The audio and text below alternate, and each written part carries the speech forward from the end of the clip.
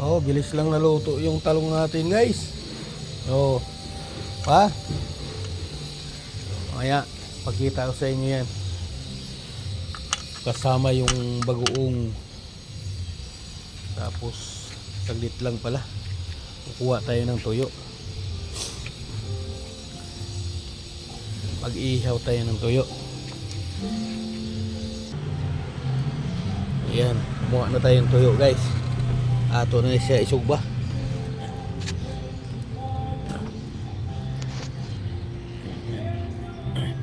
Ato na siya mikos-mikoson.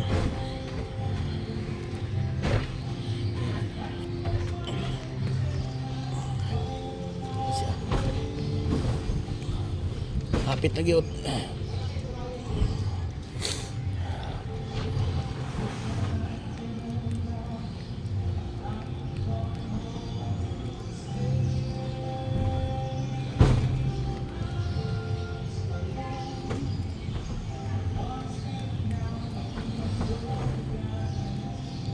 Uni oy kinabuhi og bukid, guys. Siyempre nandito tayo sa bukid ngayon. Yan lagi yung ulam natin.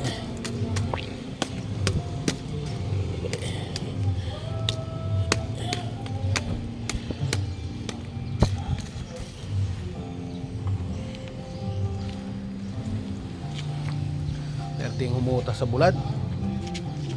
Tapos natin ginamos bumaya. Paris natin.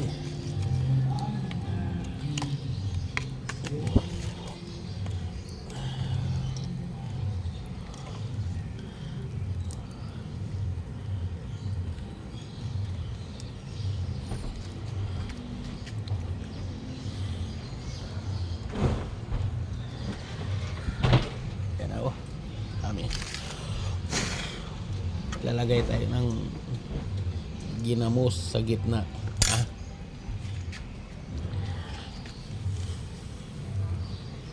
Okay na. Kuy. Perting mahal ang bulad dire god. Sa Maynila, perting mahal ang bulad.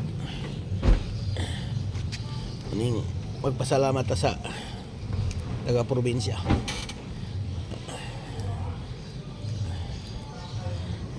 Binigyan tayo ng bulad, mga guys.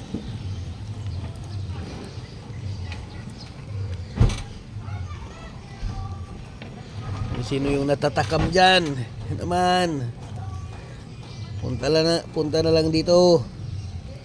Ay bibigyan ko kayo ng ginamos. Kasi walang ginamos dito sa Maynila. Alam mo ginamos dito, una dito. Papakita ko sa inyo yung ginamos mamaya. Talagang matatakam kayo.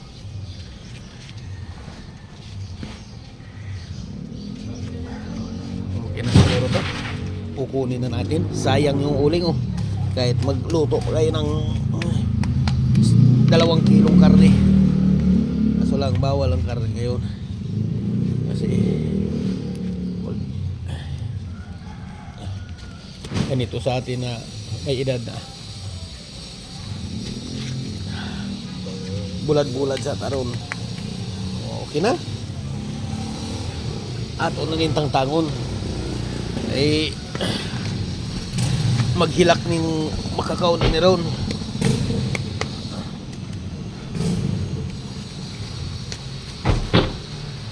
Kasi bakit kung mag-iyak sila? Ngayon lang sila nakatikim ng ginamos.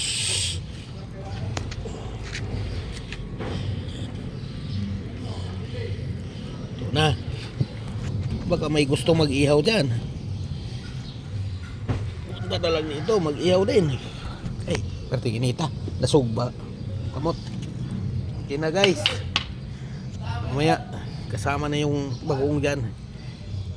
Ha? Bulan? Wala rin siya, paratura. Ha? Ano ka? Wala. Dapat mahal to kasi alam mo to. Galing to probinsya. Namamasahe pa ako nito sa barko. Ha? Pero kung para sa iyo, mura lang.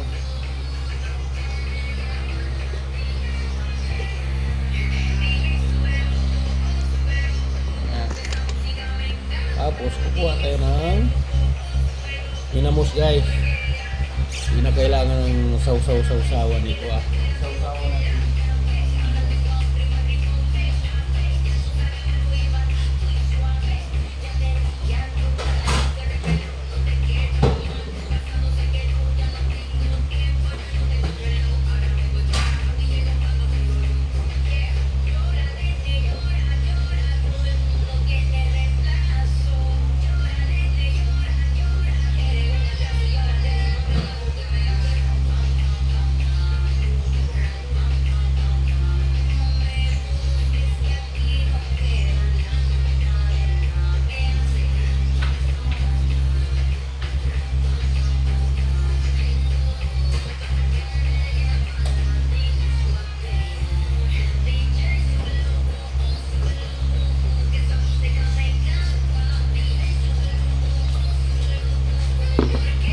Yan guys, atong ginamos. Untiin lang natin kasi yung iba sayang-sayangin. Yung iba naman kasi pag kumain ng ginamos, inggit-inggit lang. Pero sa amin, ito yung kinabubuhay namin sa bukid guys. Umaga tuyo, bagoong, tanghali, hapunan, 3 kain po namin to. Ganito po kami sa bukid.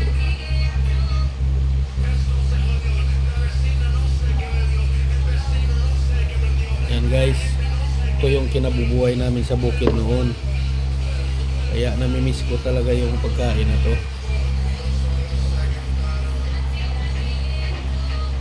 Kinuntian lang natin ang bagoong kasi bakit? Yung iba kasi naman parang pag kumain sila inggit-inggit lang. Meron naman na iba nga taga-bukid dyan. Pag nakarating sila Maynila, minsan ayaw na nila makain ng ganito.